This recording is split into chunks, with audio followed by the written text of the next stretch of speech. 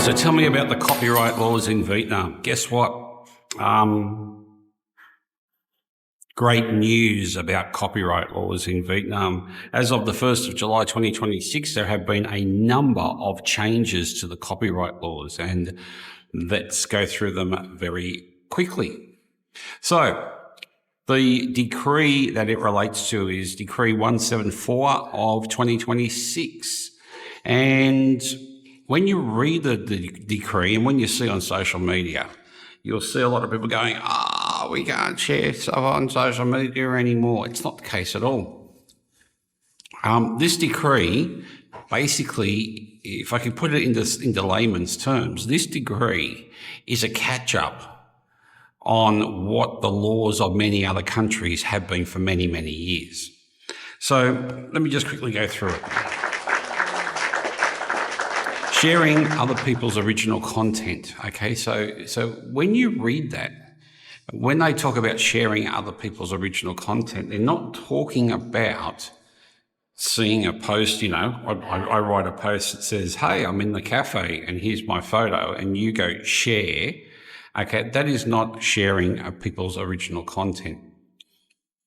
What this talks to is something that I've experienced as a newspaper writer for the last 9 years. Let me tell you what happens, and it will indicate to you what they're trying to stop. So as a newspaper writer, I get paid a sum of money from Toi Chair newspaper in Ho Chi Minh City to write a story. And so I write a story, it gets edited by them. There's a whole chain of people that between me writing the words and it getting into the newspaper proper. And then I get a sum of money. And so that sum of money means that Toi Chair owns that content under my name. Okay, I still have my name beside it. It doesn't get written by anyone else, but Toi Chair owns that content. And if you go and search my name online, you will find that story that Toi Chair has paid me to write. But you'll also find either exact copies or near copies of that, even using my name, in other websites. And these websites are nothing but clickbait. So what they do is I'll find a good story, one that I write, pretty lucky I write good stories, and I go, well, that's a good story. We go copy, paste, and they post it on their website. That way it gets into the Google search. And someone, let's say the story is about traffic in Ho Chi Minh City. So someone types in traffic in Ho Chi Minh City and they will get a list of all these different stories. And in that top list becomes that fake website. That fake website is making money from the efforts of Toi Chair, the editors, and myself, and none of us make anything. And that fella is making money from my writing illegally. So Decree 174 has put a stop to that. Basically, if you do shit like that, it's against the law now, and it can be very quickly jumped on. And this is why in the past, a lot of the clickbait stuff has come out of Vietnam, because the law didn't quite catch up and cover those types of situations.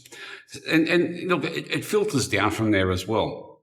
If you take someone's writing, again, let's say me, traffic in Ho Chi Minh City story. If you take my story and you post it on your social media or website or whatever under your name, the decree then covers that instance. So there are a number of different examples where people would get away with using other people's work, and now that has been closed off. With the invention of AI also, AI can take a story, reword it, and then you post it as your own story. That too has been covered by the decree. You've really got to literally write your own work and do your own research and gather your own evidence and make your own conclusions in order for a story or content to be yours. That would likewise cover videos as well. You just can't take someone's video and repost it. A bit of a story, I actually did do that. I'm on the other side now. I did something wrong. Back in it was during COVID. They had a song, Wash Your Hands, in Vietnamese. And as far as I know, it was issued by the Vietnamese government. Back then, my YouTube channel wasn't monetized. And so what I did, I just downloaded that video and I posted it on my YouTube channel. And, you know, got shitloads of views and shitloads of subscribers, and they end up being monetized. Now, if I was to do that today, it would be illegal because it wasn't my content to use, regardless if I was making money from it or not. I wouldn't see these new laws about copyright as being anything special. I think they're just playing catch up with the general global marketplace. You know, what you know copyright to be is now what it is in Vietnam. You can share a link to a website or to a story. You can even copy and paste the story as long as you keep the person's original name there and it's not meant for personal gain, you know. So, you know, if there's a story in Toy Chair newspaper, if you're dumb enough, copy the story and you write, this was produced in Toy Chair newspaper. So what, you know? This is to stop those scammers from stealing other people's information and making money from it. That's all it is, okay?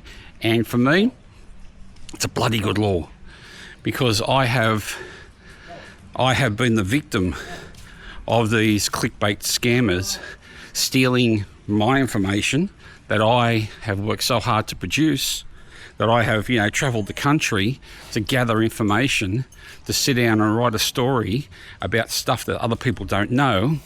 And then in the space of 5 minutes sitting in the bedroom, they've stolen the story, put it on their website, and they're making income from it. I don't like that, you know. So I'm happy for it. Congratulations to the government for making such a smart, focused move and bringing Vietnam into line with the rest of the world. The good news is, all those scammers that have traditionally been in places like the backdrops of Ho Chi Minh City, see ya, bye-bye.